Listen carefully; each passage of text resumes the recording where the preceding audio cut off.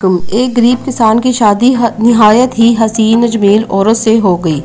इस औरत के हुस्न की सबसे बड़ी वजह इसके लंबे घने स्याह बाल थे, जिसकी फिक्र सिर्फ उसे ही नहीं बल्कि उन दोनों को रहती थी। एक दिन किसान की बीवी ने अपने शौहर से कहा, कल वापसी पर आते हुए रास्ते में दुकान से कंघी ले आना, क्योंकि बालों को लंबा रखने के लिए मुझे बनाना संवारना पड़ता है। फिर मैं कितने दिन हमसायों से कंघी मंगवाती रहूंगी।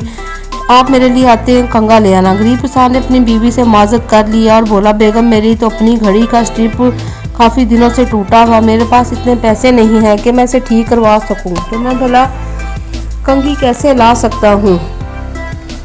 कुछ दिन मजीद हमसायों की कंघी से गुजारा करो, जब पैसे होंगे तो ले आऊँगा। बीवी अपने शौहर की मजबूरी को समझ गई। किसान ने उसको बीवी को चुप करवा दिया, लेकिन अंदर ही अंदर अपने आप को कोसने लगा, मैं भी कितना वक्त हूँ कि एक अपनी इतनी हसीन जमील बीवी को एक कंघी नहीं खरीद के दे सकता, छोटी सी ख्वाहिश नहीं उसकी पूरी कर सकता। किसान एक घड़ी की दुकान पर गया, अपनी टूटी हुई घड़ी औने पौने दामों बेच दी।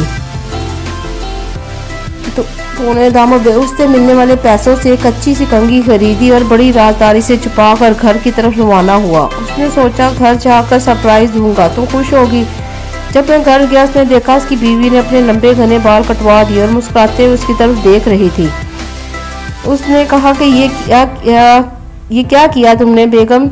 उसने कहा, मैंने अपने बाल कटवा दिए। पता है मेरे सरताज, कल आपने कहा आपके पास घड़ी ठीक करवाने के पैसे ने मैं अफसरदा हो गई थी, चुनाचे आज मैं करीब के ब्यूटी पार्लर गई और वहाँ अपने बाल बेच कर आपके लिए ये घड़ी लाई हूँ। जब किसान ने उसे कंघी दिखाई तो फौरत जवाब से दोनों की आंखें हैरान होगी। सिर्फ एक मोहब्बत सिर्फ कुछ देने और लेने को नहीं कहते, बल्कि मोहब्बत एक कुर्बानी और इज़हार का नाम है, जिसमें अक्सर अपनी ख्वाहिशात और जज्बात को सिर्फ इसलिए कुर्बान कर दिया जाता है कि हम एक दूसरे को खुश रख सकें।